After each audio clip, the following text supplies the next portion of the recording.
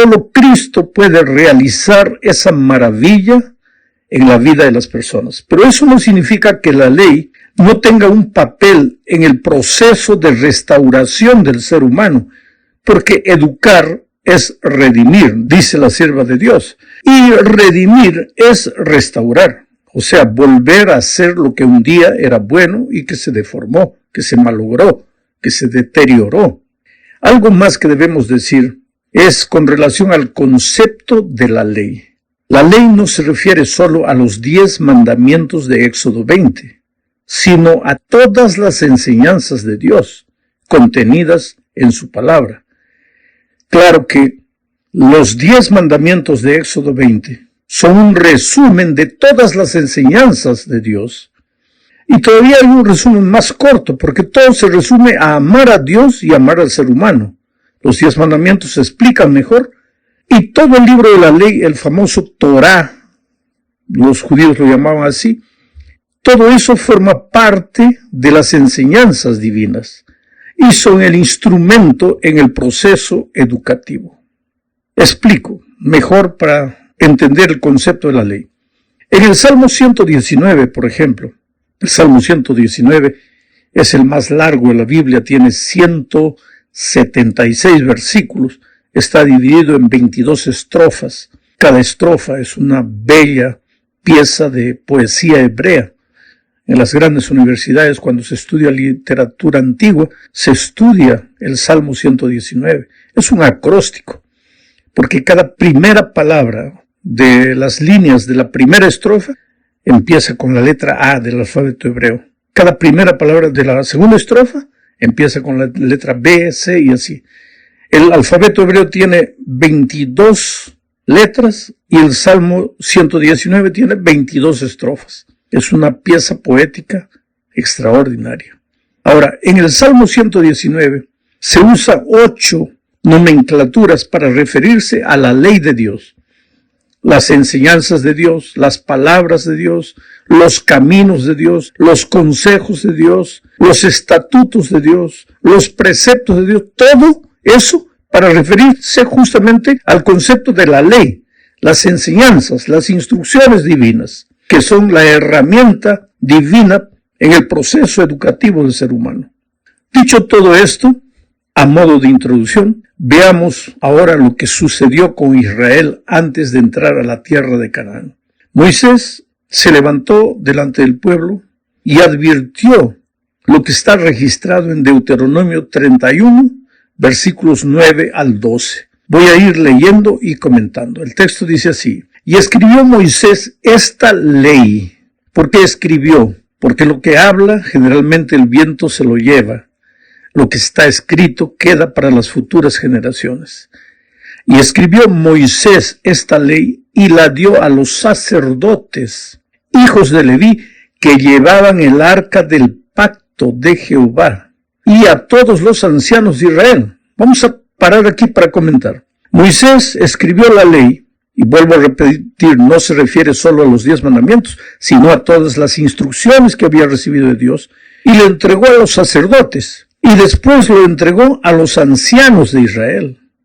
O sea, la misión educativa no es trabajo solo de los líderes religiosos. Para Israel no lo era. Era también para los ancianos, o sea, los jefes de las tribus de Israel. Era para los padres de familia. Quiere decir, la tarea educativa no puede ser como una pelota que es echada de aquí para allá. No, eso es responsabilidad de la escuela. No, eso es responsabilidad de la casa. No, todos tenemos que estar involucrados en la tarea de educar. Sigo leyendo, comienzo desde el principio. Y escribió Moisés esta ley y la dio a los sacerdotes, hijos de Leví, que llevaban el arca del pacto de Jehová, y a todos los ancianos de Israel. Y les mandó Moisés diciendo: al fin de cada 7 años, eso es para Israel. Lo que está queriendo decir el mensaje para nosotros es de tiempo en tiempo.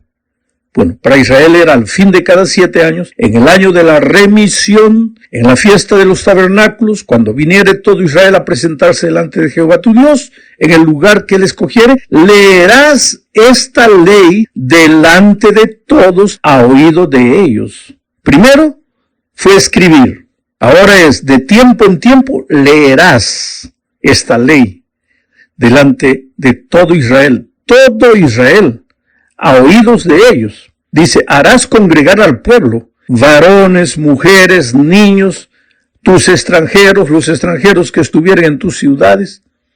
Todo eso. La educación no se limita a un grupo de personas. Todos necesitamos ser educados, vuelvo a repetir, porque la educación es un proceso que tiene comienzo pero no tiene fin. O en esta tierra el fin es la muerte. Y en el cielo continuaremos siendo educados, ya lo vimos eso en lecciones pasadas. Pero varones, mujeres, niños, extranjeros, ancianos, todos estamos participando en el proceso educativo. Aprendemos y enseñamos al mismo tiempo. Dice, harás congregar al pueblo, varones y mujeres y niños, y tus extranjeros que estuvieran en tus ciudades, para que oigan, aprendan y teman a Jehová vuestro Dios, y cuiden de cumplir todas las palabras de esta ley. Mira el proceso educativo. Primero Moisés escribe, después el pueblo oye, y a medida que el pueblo oye, de tiempo en tiempo, escucha, vuelve a escuchar, vuelve a oír, ¿qué sucede? ¿Aprenden a qué? A temer a Jehová vuestro Dios y cuiden, dice, de cumplir todas las palabras de esta ley. Mira todo lo que envuelve la educación. Moisés escribe, el pueblo oye, de tiempo en tiempo sigue oyendo, finalmente van aprendiendo ¿qué? A temer a Dios. ¿Y para qué? Para cumplir. Todo es un proceso. El temor de Dios no es miedo, sino que es el fruto del amor a Dios. Por eso Moisés dice, para que oigan, aprendan y teman a Dios. Y en Deuteronomio 6:5, Moisés declara, amarás a Jehová tu Dios de todo tu corazón y de toda tu alma y con todas tus fuerzas. O sea, la verdadera educación enseña a amar a Dios. ¿Para qué? Para andar en los caminos de Dios, para obedecer las instrucciones de Dios. Pero eso con todo el ser, con el corazón, con el alma, con las fuerzas. Por eso la educación cristiana es el desarrollo armonioso de las facultades físicas, mentales y espirituales del ser humano. Atiende al ser humano en su unidad completa. Ahora, solo cuando aprendemos a amar a Dios y a temerle, a andar en sus caminos, a obedecerle, entonces estaremos en condiciones de continuar avanzando en el proceso educativo. Un proceso educativo que tendrá sentido, no será vacío, hueco, no será solo teoría, sino que alcanzará al ser humano completo. En la segunda parte de este estudio hablaremos de la ley como un testigo contra nosotros. Mira, al aproximarse a la tierra prometida, Moisés dio al pueblo sus últimas recomendaciones. Y entre esas recomendaciones les dijo lo que está registrado en Deuteronomio, capítulo 31, 24 al 27. Leo.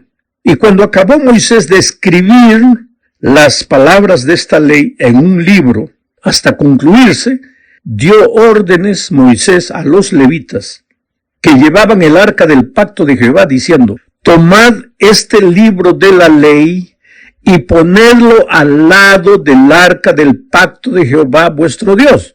Por esto es que digo que cuando hablamos de la ley en el proceso educativo, no estamos hablando solo de los 10 mandamientos, porque los 10 mandamientos estaban colocados dentro del arca del pacto. Pero aquí Moisés les da a los levitas el libro de la ley, todas las instrucciones que recibió de Dios, y los levitas tienen la orden de colocar todo ese libro al lado del arca del pacto, no dentro, porque dentro estaban los 10 mandamientos, que es el resumen de todas las instrucciones divinas.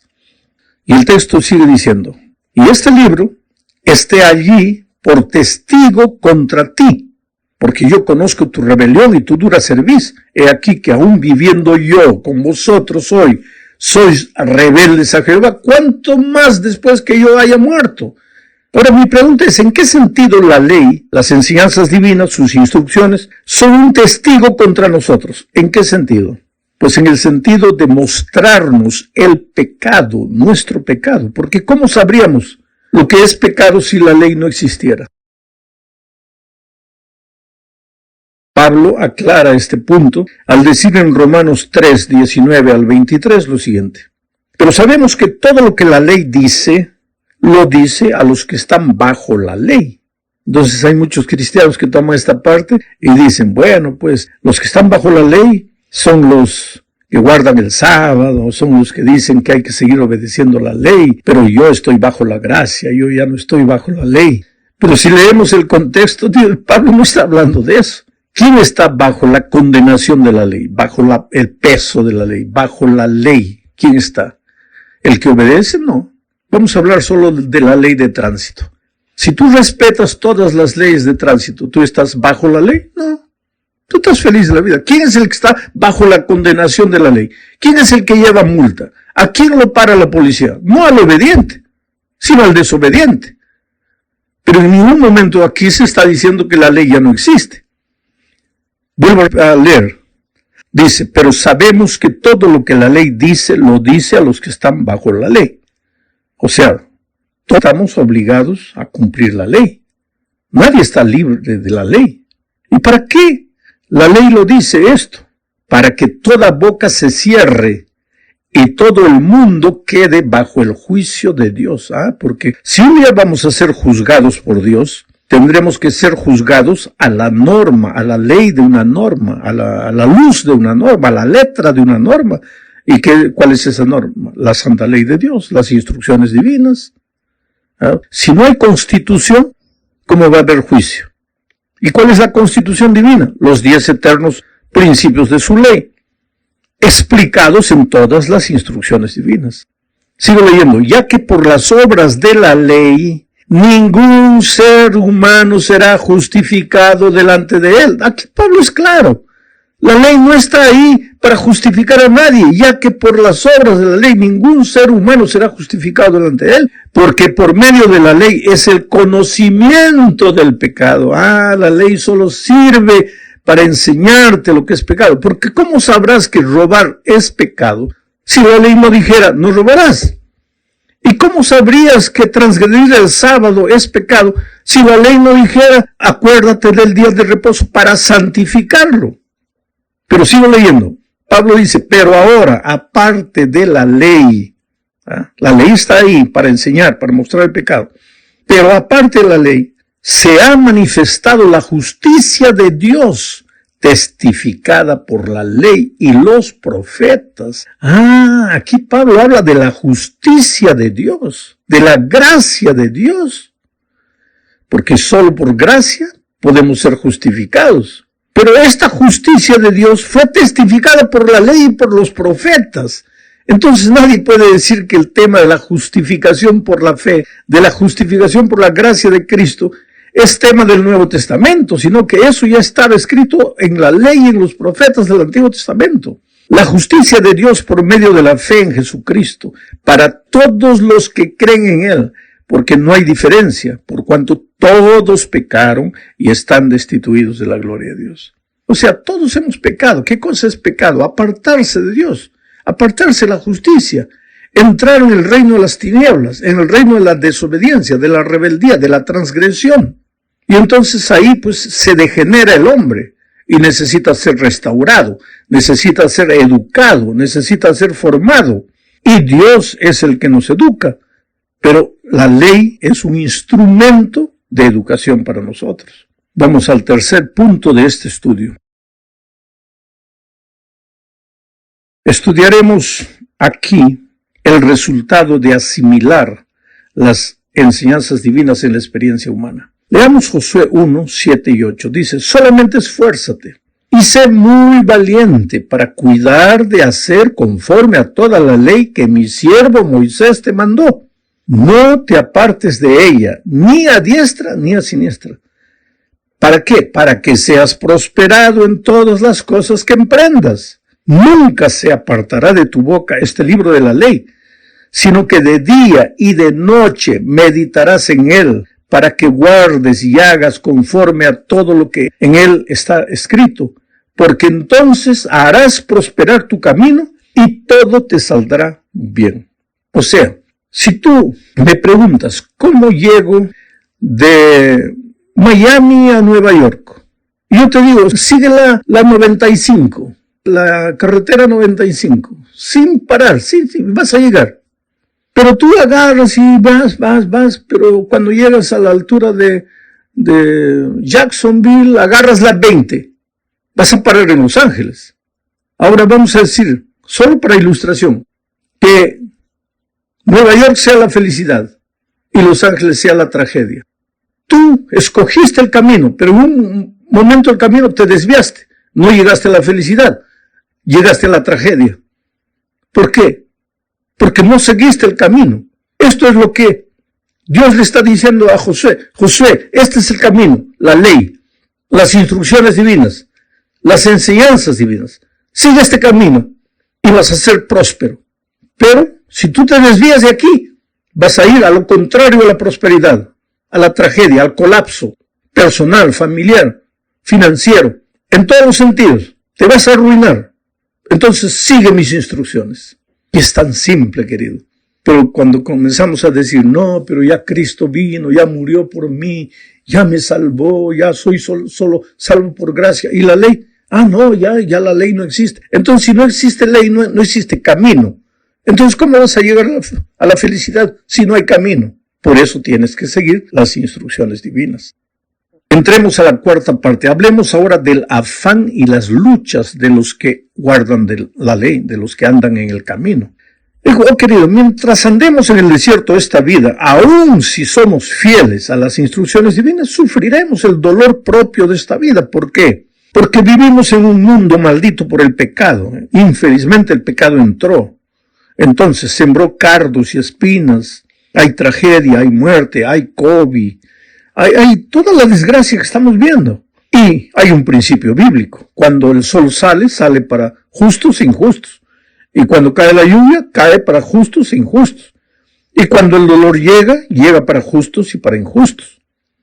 Por lo tanto, aunque tú andes en los caminos de Dios, y aunque la promesa de Dios es que el resultado será prosperidad, muchas veces mientras andes en este mundo, mientras camines en este desierto, miserable de pecado y de dolor, vas a ser tocado por el dolor, por la tragedia, pero no te vas a desesperar, porque tú sabes que, aunque andes por el valle de la sombra y de la muerte, el Señor te está llevando a los pastos verdes y a las aguas tranquilas.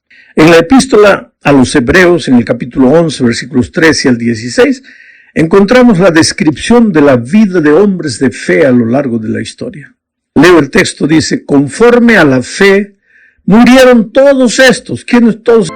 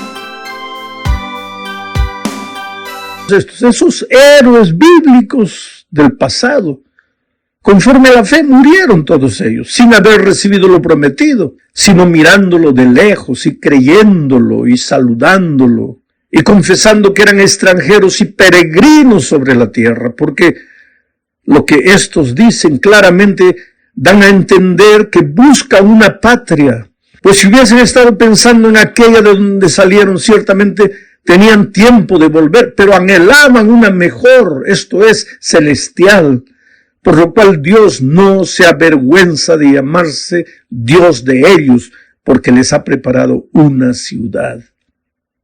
Oh, querido, aunque tengas que sufrir y llorar en este mundo, hay una ciudad especial, de donde nunca deberíamos haber salido, pero a la que estamos retornando.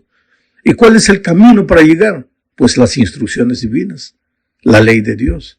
Es por eso que en el proceso educativo, no solo en la iglesia, no solo en la escuela, no solo en el hogar, sino en todo instante, en el proceso educativo, el centro, la columna vertebral, deben ser las instrucciones divinas. Vuelvo a repetir algo que ya dije en una lección anterior. Nuestras escuelas no existen solo para enseñar matemáticas, español, inglés, portugués, geografía e historia. Debemos tener las mejores escuelas en eso, pero ese no es el objetivo, porque el objetivo de las escuelas cristianas es preparar al ser humano no solo para esta vida, no solo para ser un buen profesional, sino para la vida eterna. Y ahí entra el proceso educativo en las instrucciones divinas. Entonces, cuando el profesor de una escuela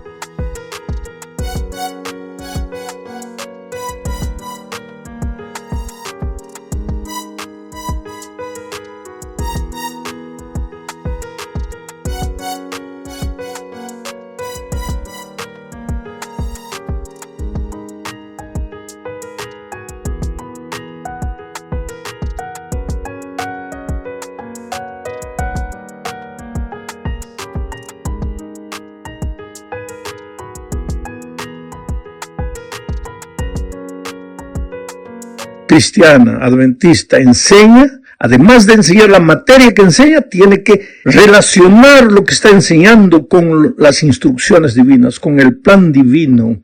Pero el mundo que no conoce a Dios no está preocupado en eso. Por eso hay muchas escuelas donde hasta está prohibido hablar de religión. Ahora, una cosa es hacer proselitismo, lo que no debemos hacer, pero otra cosa es instruir al niño en valores y principios